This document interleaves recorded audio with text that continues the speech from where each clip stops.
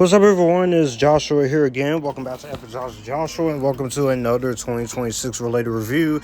This time is for the movie, of course, Touch Me. This is directed by Addison Heyman and stars Olivia Taylor Dudley, Lou Taylor Pucci, Jordan Gavaris, and Marlene Fox and Paget Brewster. The premise of this one is that two codependent best friends become addicted to the heroin-like touch of an alien narcissist who may or may not be trying to take over the world. That's the premise that we're going on here, so that's essentially in a nutshell what the premise is. I honestly had no idea what I was getting myself into when it goes to this movie because I was doing some movie searching to see what all would interest me, and I came across this, and I didn't see a trailer or anything. All I saw was there was one specific actress, which I'm going to highlight later on in this review, that had me interested, and it sounded pretty interesting to me. So I wanted to give it a fair chance and see what this was.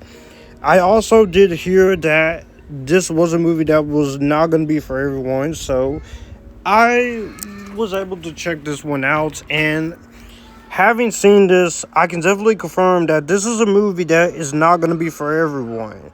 It did have a limited release in theaters, but this is also one of those things that was like VOD, so unfortunately not many people really know what this is, or they haven't really heard about it. But that's why you have someone like me who's going to tell you why you should watch this movie and why this movie should be given a fair chance by you guys. So let's go into my thoughts on Touch Me, positive and negative. In terms of my positives, this is definitely going to be one of the weirdest movies that I have reviewed, and one of the weirdest but strangest movies I've had the pleasure of reviewing, because I found this to be quite interesting for what we got here. Like I said, you're focusing on two codependent people who has this attraction to a weird alien-like character, and this is certainly a lot more weirder and a lot more crazier than I thought this was going to be.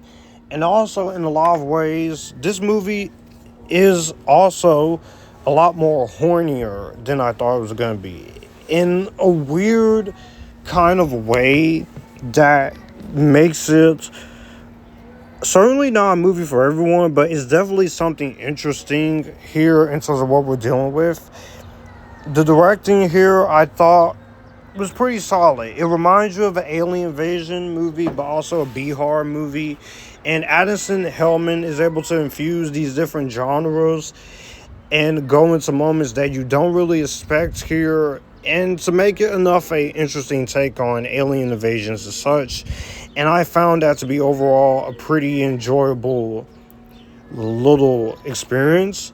It's also shot very well for a small budget, with very vibrancy and colors and a lot of interesting shot choices and cinematography choices that she chooses to go with.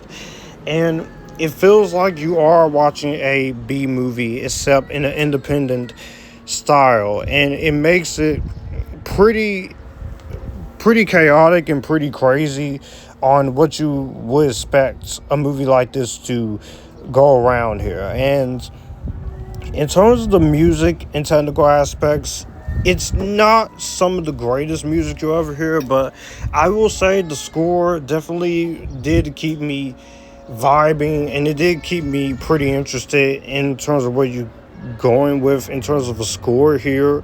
It does kind of fit the crazy ride that you're going on with this movie. And the story here I found to be pretty interesting here. It was one of the more weird and one of the more interesting stories that you definitely don't get a lot of in movies like this.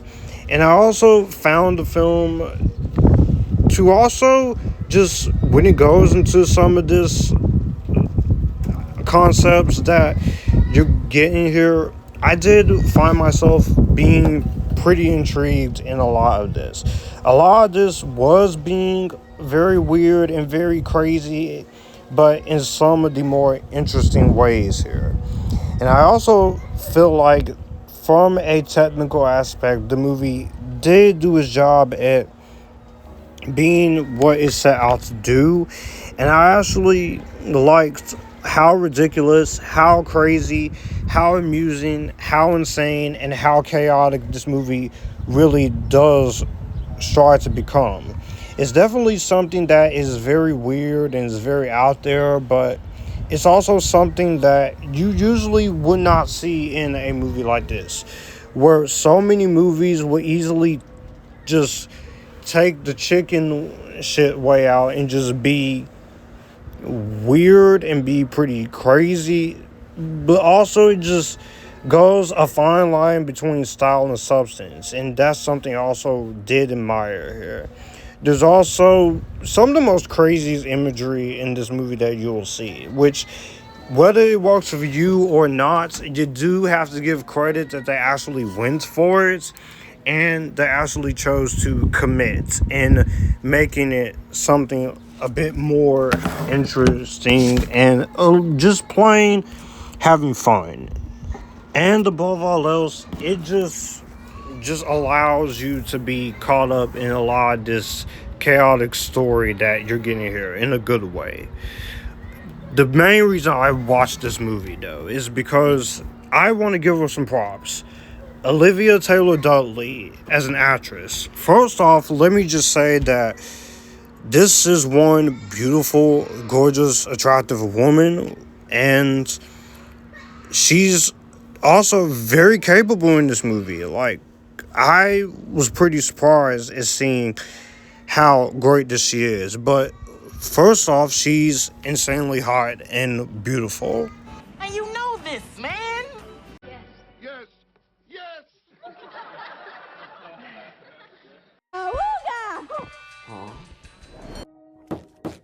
Hello? I love you. Say what? Second of all, why the hell is she not in more movies? Or why the hell does she not have a more bigger career than she does? Because she's pretty damn awesome in here. Like, I was genuinely surprised here. Like I said, she is gorgeous. She's very beautiful to watch in the film, but also she really does commit here. Like, I was genuinely surprised at how good she is. Now, I know she's had things to work with in movies and shows before, like The Magicians, where she played Alice. I haven't seen her in that, but I'm actually pretty curious to want to go back and watch how good she is in that, because Olivia Taylor Dudley, she has acting chops, and she really does commit in terms of what type of movie that she knows that she's in. But also, like I said, she should be in a lot more movies and shows. I do want to see her get a lot more work, because I think, honestly, she's kind of underseen and underrated. And she reminds me a lot of a live action version of Emma Frost. Not that she wouldn't probably be casted, but she could honestly pull off a new interpretation of Emma Frost in the X-Men or MCU, because she does give me those vibes in terms of her character and in terms of the way her aura is and her appearance. But she's damn good in the movie. I thought she really did a strong job, and she held her own against the supporting cast. Like I said, give Olivia Taylor Dudley a lot more work, because she definitely is great and she definitely has acting chops for it. The rest of the supporting actors, like Lou Telepucci and Jordan Gavaris and Patrick Brewster, who I know from Criminal Minds and a few other things, the rest of this other cast does a very strong job in their performances as well. But it's really Olivia Taylor Dudley and Lou Taylor's movie that has to be carried on their back. But I think Olivia does a lot of carrying. And like I said, this movie goes for it. It's very sexual, it's very horny, and it's very crazy and chaotic for a horror movie like this. So you're definitely getting what you paid for here in terms of the horny side and the horror side. It's definitely something that's not everyone is gonna wanna watch, but The movie just goes into a lot of crazy, zany styles, and it's kind of refreshing to see kind of a horror movie like this, because you don't really get to see a lot of movies like this in terms of that scenario. I will say, in terms of some of the issues here, I don't think this movie is going to be for everyone. This is a movie that is definitely going to require a lot of you. If you can deal with the craziness that's going on here, if you can deal with the story that's presented here, some of that here, I will say, is definitely there. It does have some issues in some of the humor and some of the writing, a lot of the times, in some characters and some things in the story that's a little bit underdeveloped here. And it definitely does have some small pacing issues aside here. So that, I will say, is definitely going to be one of the biggest things you're either going to have to take in or you could just leave in. Because it is a movie that is doing a lot visually and chaotically, and for that, it is going to be too bizarre for some people. But just a few issues with some writing and some characters and some stuff is really my only issues.